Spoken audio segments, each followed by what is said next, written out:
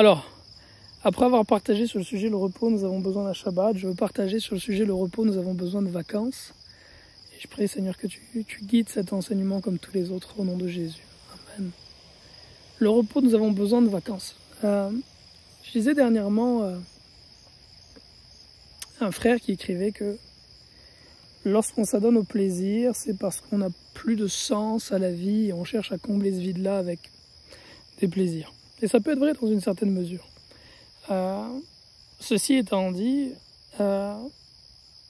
s'il y a d'un côté des hommes qui ne vivent que d'aller de plaisir en plaisir et de jouissance en jouissance, c'est souvent ce mode de vie-là qui fait qu'on se drogue, qu'on vit dans la débauche sexuelle, etc. Il y a de l'autre côté des hommes qui vivent une vie d'un certain ascétisme, se privant de tout plaisir, pensant que c'est là la voie de l'éternel. Et je crois que le Seigneur n'est ni dans un extrême ni dans l'autre, mais toujours dans la tempérance et l'équilibre. Et je crois que Dieu attend de nous que nous prenions des vacances. C'est une responsabilité que nous avons. Je crois que c'est le cœur du Seigneur et je vais vous expliquer pourquoi. En fait, quand on regarde la loi de Moïse n'est pas là aujourd'hui pour être un joug pour nous autres. On n'est plus sous ce joug-là. Par contre, elle est là pour nous permettre de cerner quelle est la pensée du Seigneur. Je vais prendre un exemple simple. Comme Paul enseigne que les anciens doivent être jugés dignes d'une double rémunération, et qu'un homme qui partage la parole, qui enseigne la parole, et qui bénit ainsi ceux qui la reçoivent, doit pouvoir, cet homme-là, avoir part aux bénédictions matérielles dans la vie de ceux à qui il a enseigné. Comme exemple, il va chercher dans la loi le passage où Moïse dit « Tu n'emmuselleras point le bœuf quand il foule le grain », autrement dit, quand le bœuf est en train de fouler le grain, d'écraser pour en faire de la farine, tu ne lui mets pas de muselière, il doit pouvoir manger une partie de ce à quoi il travaille. Et donc Paul trouve dans la loi en fait la pensée de Dieu. Il ne s'arrête pas simplement au bœuf, celui qui est sous la loi s'arrêtera au bœuf. Non, Paul comprend que la pensée de l'Éternel de façon générale à travers ce commandement-là, c'est qu'un être vivant doit pouvoir profiter de ce à quoi il travaille. Et donc, dans le cas qu'il prend en exemple, les anciens doivent pouvoir moissonner quelques richesses matérielles de ceux à qui ils enseignent les Écritures. Après, libre aux anciens de recevoir ou non ce salaire, Paul souvent choisissait d'y renoncer. Ceci étant dit, ce que je veux apporter par là, c'est que s'il y a une chose qu'on voit dans la loi par rapport au repos, c'est que Dieu donnait le commandement au peuple d'Israël de prendre des vacances 3 fois par année.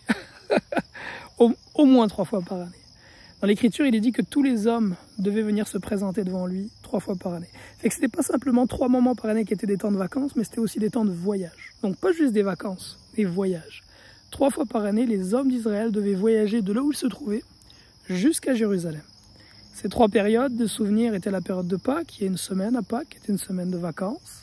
La période de Shavuot, Pâques Pessah, Shavuot, la Pentecôte.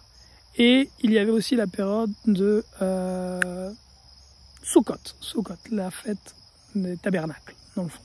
Ces 3 périodes-là, donc 3 semaines, avec des jours de sabbat au début et à la fin de chacune de ces semaines-là, de souvenirs, étaient 3 périodes où le peuple d'Israël avait le commandement, donc, et au moins pour les hommes au minima, mais souvent, de ce que je comprends, ils y allaient avec leur famille, de voyager de là où ils étaient jusqu'à Jérusalem. Et c'était des périodes dans lesquelles les jours chômés étaient nombreux, et puis évidemment, comme ils partaient à Jérusalem, ils ne pouvaient plus être adonnés aux activités normales qu'ils avaient chez eux de travail. Donc on voit que dans la pensée de l'Éternel, il y a le désir que ces enfants prennent des vacances de façon régulière, et pas juste qu'ils prennent des vacances, mais qu'ils voyagent.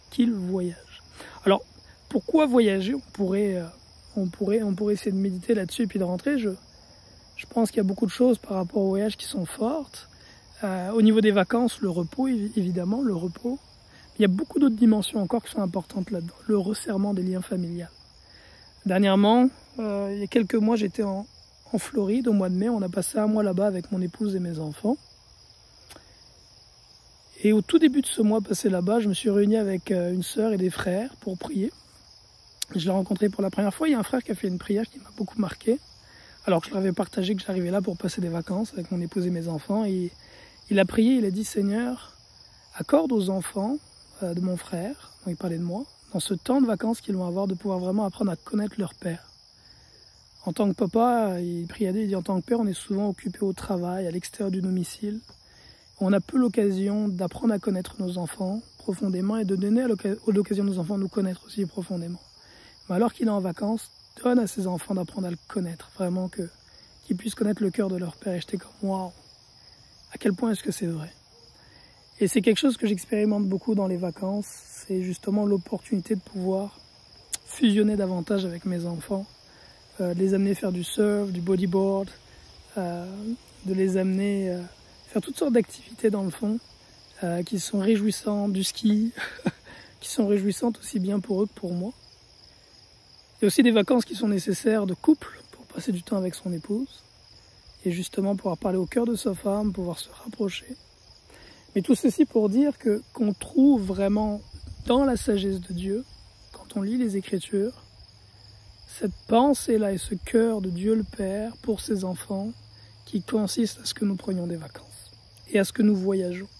Ce n'est pas une vanité, mon frère, ma sœur, que de prendre des vacances et de voyager. Au contraire, c'est un investissement important pour ta famille. Et ça, c'est une méditation que j'ai depuis plusieurs mois. Puis dernièrement, je suis tombé sur un enseignement de Derek Prince à ce sujet-là, que je vous mets juste en dessous ici. Si jamais j'oublie de le mettre, rappelez-le-moi dans les commentaires. Mais une vidéo qui s'intitule, une courte vidéo de Derek Prince, un extrait d'un enseignement dans laquelle, dans le fond, il dit que ne pas prendre des vacances, c'est un péché. Et elle développe sur ce sujet-là. Et avec la même méditation en fait que celle que je vous partage aujourd'hui, je trouvais vraiment ça très très intéressant. Donc c'est un peu ça que je souhaite vous partager. Avant 2014, avant que je me marie et que je rencontre mon épouse, pour moi prendre des vacances, voyager, c'était une vanité. Donc je dis, faut évangéliser, faire l'œuvre du Seigneur, jeûner, prier. J'étais assez militaire dans mon approche. Puis s'il y a vraiment une chose, il y a beaucoup de choses dans notre foyer que le Seigneur m'a donné d'apporter par la connaissance qu'il m'a donnée de la parole et toutes ces choses-là, et c'est mon rôle en tant que père. Mais s'il y a vraiment une chose que Dieu a utilisé mon épouse pour apporter dans notre maison, c'est vraiment la bénédiction des vacances et des voyages. Et je me souviens quand on se mariait en 2014, elle voulait qu'on parte en voyage de noces. Moi à l'époque j'avais des dettes d'études que j'avais pas fini de rembourser, j'avais pas encore réalisé qu'on devait pas avoir de dettes, ça fait que j'avais des dettes encore à cette époque-là. Mais en tout cas, je disais à ma femme, c'est une vanité tout ça. Non, faut payer qu'on paye on règle nos dettes, puis tu sais, faut épargner. Puis pour moi, c'était une vanité. Puis elle était tellement triste que je lui ai dit qu'on n'aurait pas de voyage de noces. Elle m'a plus parlé pendant plusieurs semaines. Ce qui m'a amené à prendre du recul, à méditer et à prendre conseil de certaines personnes. Puis je me souviens d'un couple près de qui j'avais pris conseil. Puis le frère m'avait dit, tu sais, Mehdi, quand tu vas te marier avec ta femme, l'opportunité de partir en voyage de noces, plusieurs semaines, c'est le seul moment probablement que vous aurez dans toute votre vie, ou en tout cas un des seuls avant longtemps pour être seuls tous les deux et vraiment apprendre à vous connaître. Il m'a dit c'est pas quelque chose à négliger du tout, bien au contraire. J'ai suivi son conseil, puis on est parti quasiment 2 semaines au Mexique, et ça a été probablement parmi les 2 semaines les plus bénissantes de ma vie. Non seulement dans le temps qu'on a pu passer ensemble, mon épouse et moi, dans un cadre idyllique absolument merveilleux, aussi le temps que j'ai pu passer avec le Seigneur dans ce temps de repos, puis toutes les activités merveilleuses qu'on a pu faire, de prendre le bateau, d'aller pêcher en mer, de se baigner, de faire toutes ces choses-là. Et c'est un peu ça. À ce sujet-là, encore avant 2014, j'aurais jamais vraiment mis les pieds au bord de plage. Puis c'est ce que je partageais dans mes enseignements, je disais que c'était un lieu d'impudicité, puis ça l'est en grande partie. J'ai mis un peu d'eau dans mon vin depuis 2014, depuis l'époque en fait. Et si je gardais des standards de pudeur pour moi-même, ma femme et mes enfants qui sont très similaires à ceux que le Seigneur m'avait donnés à l'époque et que je tire de la parole. Donc à savoir ne pas être nu en bord de plage. Mon épouse ne met pas de bikini ou de monokini, on met des habits qui nous couvrent le corps, le haut et puis au moins dans le fond des bras jusqu'aux cuisses. De l'autre côté, je ne me prive plus d'aller à la plage à cause de l'impudicité des autres. Par contre, je cherche le plus souvent que possible à aller en bord de mer lorsque j'y vais ou dans les lieux de baignade, à des moments de basse saison, donc peu achalandés. En anglais on dit shoulder season. Et souvent je vais chercher des plages qui sont plus désertes, qui sont plus reculées. Et on a des moments absolument magnifiques, des vacances absolument magnifiques, c'est ce qu'on aime beaucoup en famille. Donc c'est un petit peu ça que je voulais vous partager. Mon frère, si tu n'as pas, si dans ta famille, Prendre des vacances, c'est pas quelque chose qui se fait régulièrement. Tu loupes une bénédiction importante et une grande occasion de pouvoir te rapprocher de tes enfants, de ton épouse, de resserrer les liens familiaux et de resserrer les liens avec le Seigneur. C'est une grande grâce et une bénédiction que de prendre un temps d'arrêt, d'arrêter de travailler, de faire ses valises et de partir. Comme les Juifs le faisaient à l'époque, 3 fois par année où ils partaient à Jérusalem. Et regardez, ça va même plus loin que ça. Hein. À la fête des tabernacles, ils n'avaient pas juste le commandement de faire leurs valises et de monter à Jérusalem. Pendant une semaine, ils étaient obligés de camper. Le Seigneur leur donnait le commandement pour une semaine de vivre dans des tentes, dans des tabernacles. Donc vous voyez un petit peu comment est-ce que le Seigneur il se soucie qu'on puisse vivre ces expériences-là de camping, de voyage, de toutes ces choses. Et je vous encourage vraiment à vivre ces expériences régulièrement avec vos familles.